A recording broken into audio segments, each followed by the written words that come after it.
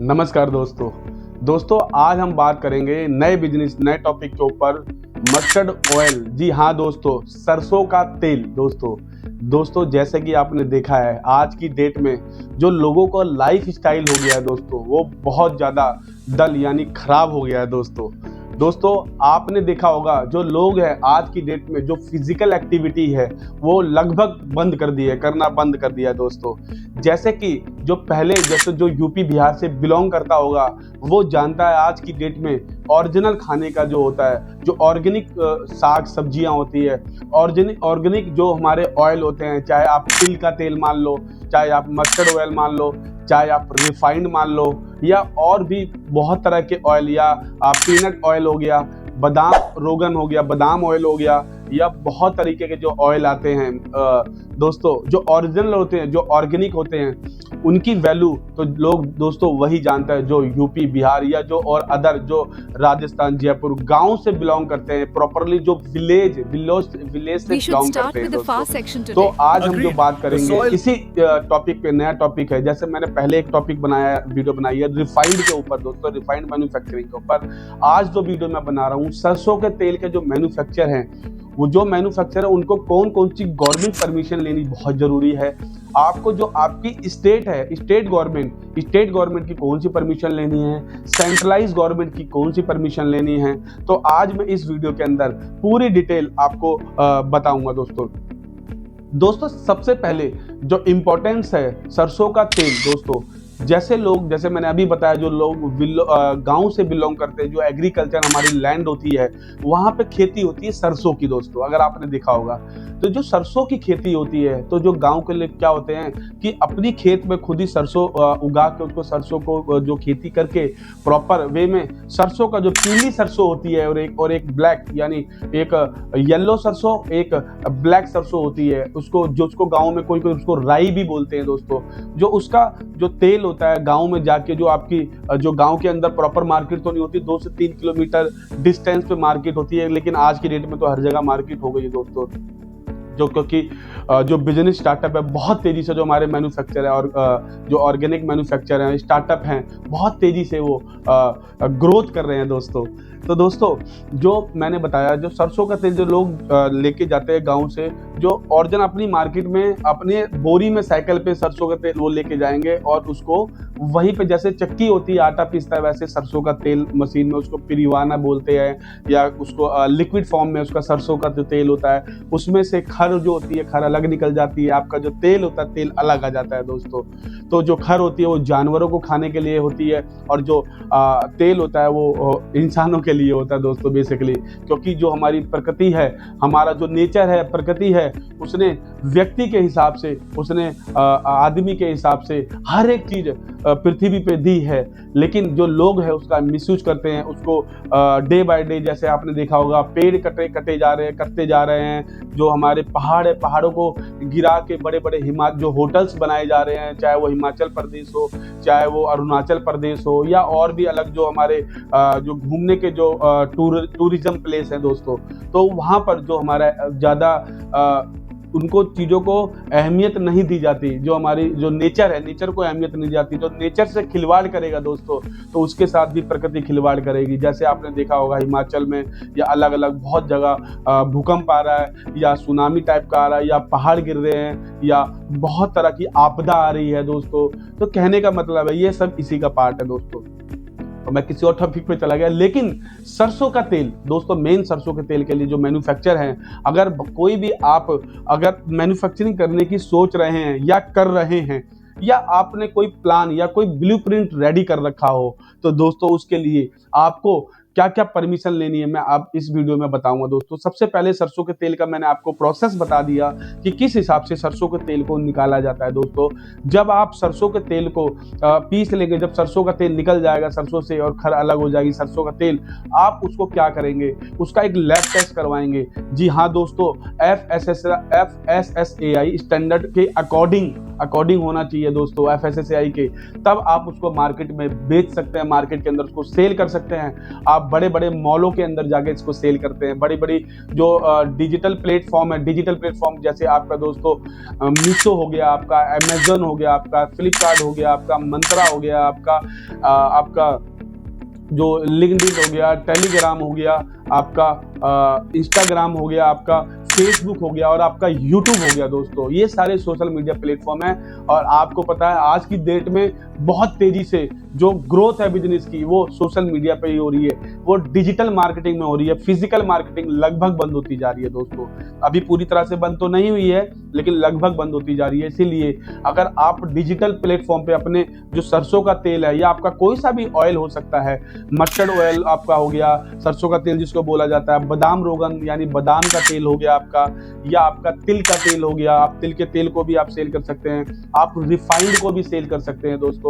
आप कोई सा भी ऑयल आपका पीनट ऑयल हो गया, आपका बहुत तरीके के जो तेल होते हैं, जो कुकिंग ऑयल होते हैं, बेसिकली कुकिंग ऑयल का मतलब होता है जो खाने पीने के तेल होते हैं, आप उनको ऑनलाइन प्लेटफॉर्म पे बेच सकते हैं बट पूरे कंप्लाइंस करने के बाद। दोस्तों सबसे पहले मैंने बताया आपको FSSAI की रिपोर्ट, आपकी लैब रिपोर्ट होगी, आपका सैंपल पास होगा, देन उसके बाद आप जो बोतलें होती है, प्लास्टिक की बोतलें होती है या पन्नी की पैकिंग होती है, आप उसके अंदर सरसों के तेल को आप पैक कर सकते हैं, पैकिंग कर सकते हैं। और जो पैकिंग होनी चाहिए वो भी एक यूनिक होनी चाहिए दोस्तों, जिस पे लेबलिंग होनी चाहिए, जो आपके नाम होगा सरसों का तेल। दोस्तों जैसे आज की डेट में आपका कोलू का सरसों का तेल है, बैल कोलू का हो गया, या आपका कनोडिया का तेल हो गया, या आपका बीर ब्रांड का तेल हो गया, या आपका फॉर्चून का ऑयल हो गया, कच्ची धानी का ऑयल हो गया। ये सारे के सारे ब्रांड नेम है दोस्तों। तो आपको भी जो ब्रांड नेम लेना है इनसे मिलता जुलता नहीं लेना, क्योंकि ये वेल नोन ट्रेडमार्क होते हैं, बहुत बड़े लेवल पे होते हैं ये, इनका नाम कोई कॉपी नहीं कर सकता। अगर आप कॉपी करेंगे तो आपके अगेंस्ट में कोर्ट बहुत बड़ा एक्शन ले लेगी और आपको जेल तक जाना पड़ सकता है, आपके अगेंस्ट में हैवी पेनल्टी हो सकती है दोस्तों। तो इसीलिए आपको बहुत ज़्यादा ध्यान रखना है, आपके बिजनेस का नाम एक यूनिकनेस होनी चाहिए नाम में, जो आपके बिजनेस का जो डिज़ाइन है, जो लेबलिंग है, जो पूरा प्रोडक्ट की डिजाइनिंग है वो भी एक यूनिक होनी चाहिए दोस्तों।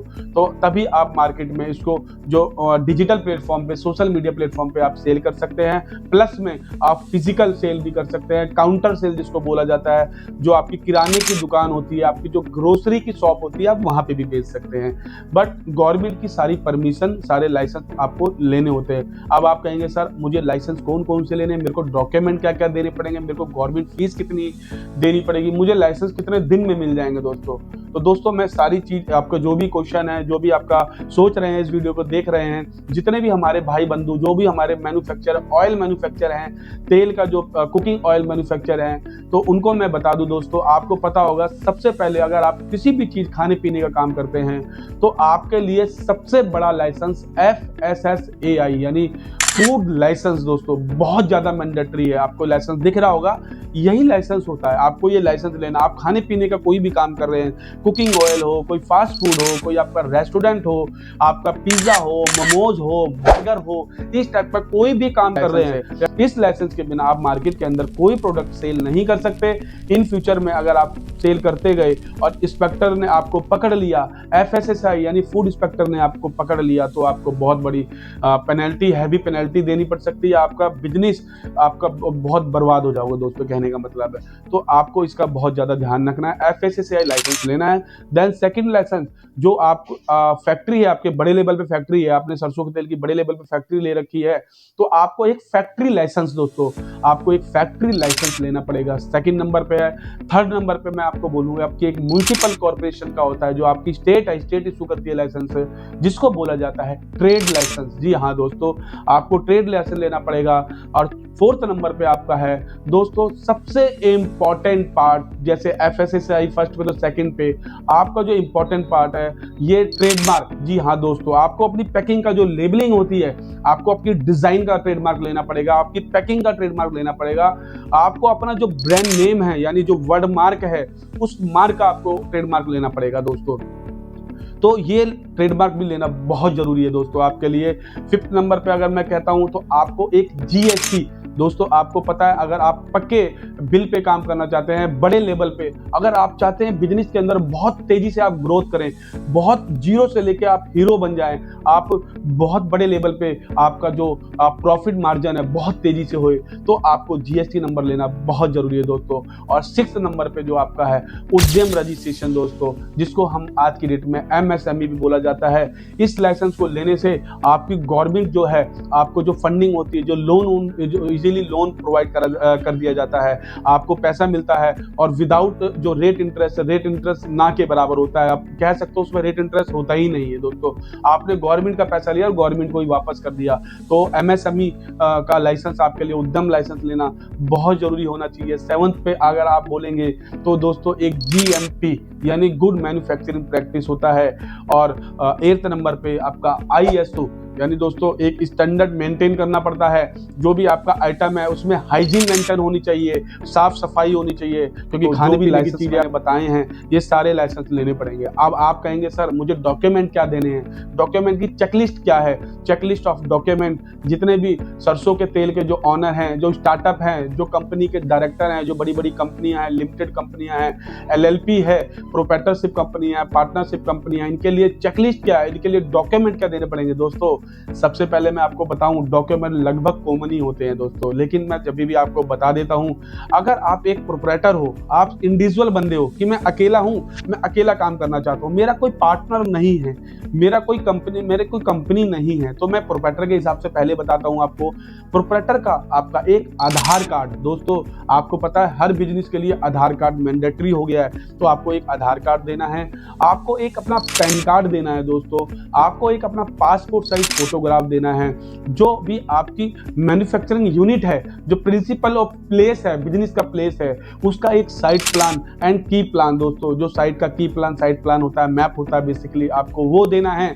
देन उसके बाद जो आपको देना, जो आपका प्रिंसिपल प्लेस है वहाँ की ऑनरशिप डॉक्यूमेंट, लीगल डॉक्यूमेंट, जैसे आप इलेक्ट्रिसिटी बिल दे सकते हैं, आप अपना रेंट एग्रीमेंट दे सकते हैं, या प्रॉपर्टी के जो पेपर हैं आप पेपर दे सकते हैं। अगर आपकी एग्रीकल्चर लैंड है, गांव में, यूपी, बिहार, जयपुर, खेत की लैंड है, तो वहां पे खतौनी होती है दोस्तों, आप खतौनी की भी कॉपी दे सकते हैं। ठीक है ना दोस्तों, आपको ये डॉक्यूमेंट देने पड़ेंगे। देन उसके बाद आपको जो आपकी बैंक की पासबुक है, बैंक डिटेल आपको देनी पड़ेगी। आपकी बैंक की पासबुक होगी, जो सरकारी बैंकों में आपने या प्राइवेट बैंकों में सेविंग अकाउंट आप ओपन करते हैं, तो आपको बैंक की डिटेल भी देनी पड़ेगी। किसी किसी केस के अंदर, किसी किसी लाइसेंस में, हर लाइसेंस में बैंक की डिटेल नहीं लगती है दोस्तों। तो ये कॉमन से डॉक्यूमेंट है।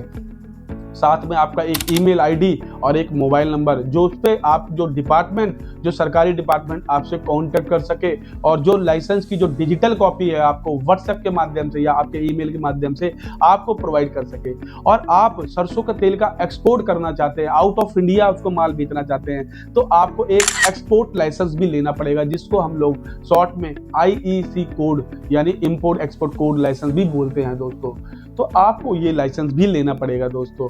तो दोस्तों मैंने डॉक्यूमेंट ये कॉमन प्रोप्राइटरशिप के हिसाब से बताए हैं। अगर इसी केस के अंदर हम मानते हैं कि कंपनी है, प्राइवेट लिमिटेड कंपनी है या कोई, तो कंपनी के लिए क्या क्या डॉक्यूमेंट होंगे दोस्तों? जो कंपनी के जितने भी डायरेक्टर हैं, 1 2 3 डायरेक्टर, सारे शेयर होल्डर जो भी होते हैं, उनकी KYC, उनका आधार कार्ड, उनका पैन कार्ड, उनका फोटोग्राफ, ये मैंडेटरी है।